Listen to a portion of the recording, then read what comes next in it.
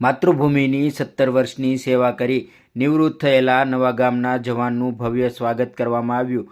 દેશની સરહદો પર સતત 17 વર્ષ સુધી અડગ રહીને માતૃભૂમિની રક્ષા કરનાર પાલિતાણા તાલુકાના નવાગામના વીર જવાન ચંદ્રકાંતભાઈ પરમાર ભારતીય સેનામાંથી નિવૃત્ત થઈ સ્વગૃહે પરત ફરતા તેમના અભૂતપૂર્વ ભવ્ય સ્વાગત કરવામાં આવ્યું હતું.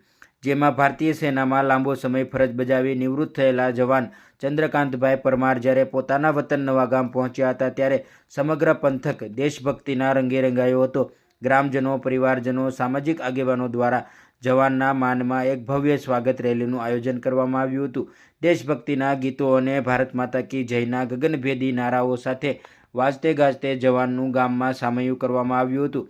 17 વર્ષની યશસ્વી સેવા બાદ વતન પરત ફરેલા જવાનને જોઈને પરિવારની આંખોમાં હર્ષના આંસુ છલકાયા હતા.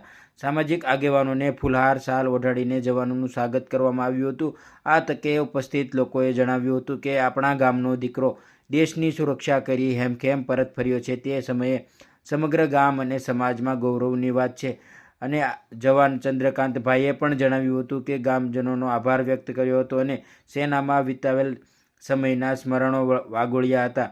આ પ્રસંગે મોટી સંખ્યામાં ગ્રામજનો અને યુવાનો ઉપસ્થિત રહ્યા હતા અને જવાનનું ભવ્ય સ્વાગત કરાયું હતું.